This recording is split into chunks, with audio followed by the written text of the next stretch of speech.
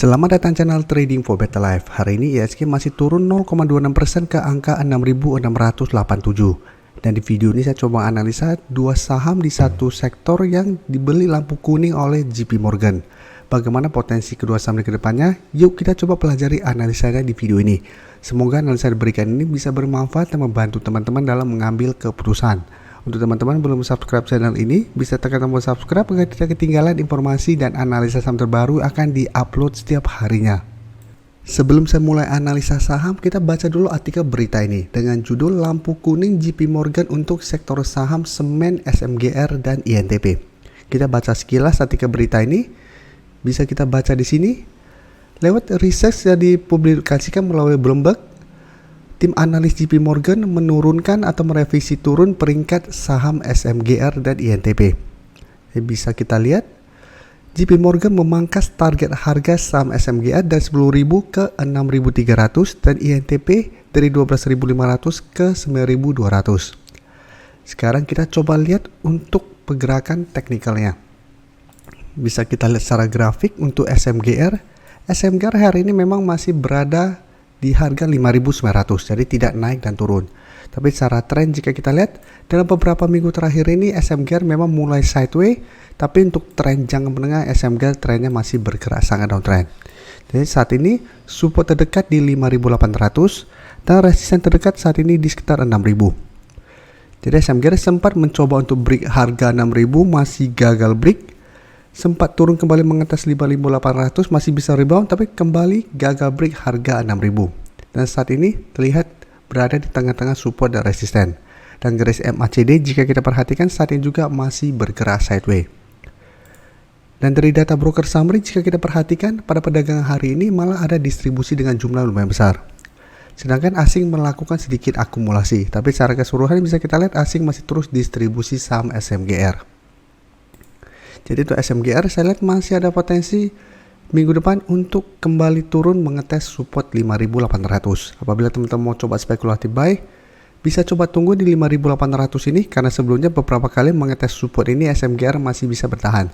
Dan apabila kita lihat SMGR masih kuat bertahan di support 5.800, bisa coba entry dengan target jangka pendek di 6.000. Tapi ingat secara tren ini masih bergerak downtrend untuk tren jangka menengah. Apabila kita entry kita harus sangat disiplin. Apabila ternyata kita entry di 5.800 dan ternyata support ini terlewati, pertimbangkan untuk cut loss.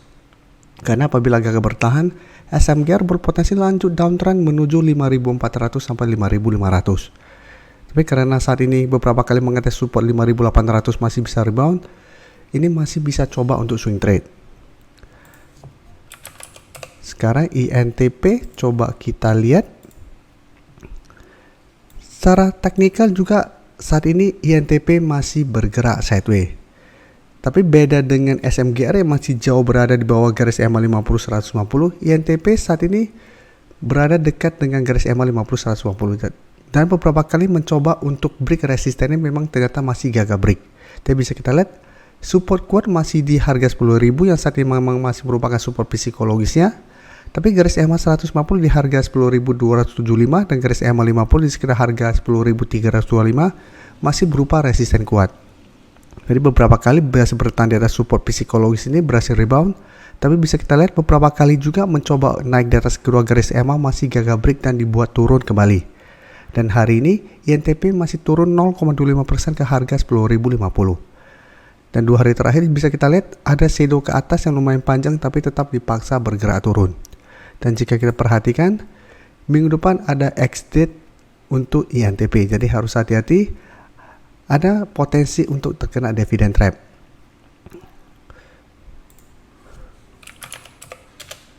Dan dari data broker summary, jika kita perhatikan penurunannya juga masih ada distribusi dan asing juga terlihat masih melakukan distribusi. Jadi untuk INTP, walaupun saat ini secara teknikal masih sideways dan berada di atas support kuat, untuk entry menurut saya sebaiknya wait and see dulu. Lihat minggu depan apakah INTP terkena dividend trap. Apabila terkena dividend trap dan turun dalam, sebaiknya jangan entry. Karena apabila terkonfirmasi turun di bawah support psikologis di harga 10.000, sell INTP masih ada potensi untuk lanjut turun menuju support berikutnya di sekitar 9.600. Jadi untuk INTP apabila teman-teman sudah berhasil membeli saham ini, sebaiknya harus hati-hati, sedangkan untuk yang baru mau entry sebaiknya wait and see dulu, jangan paksakan untuk entry saat ini.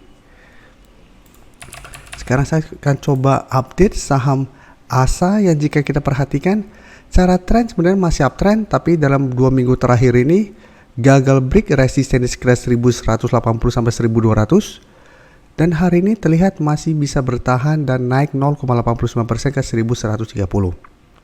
Jadi menarik untuk dipantau karena ada pola hammer di sini.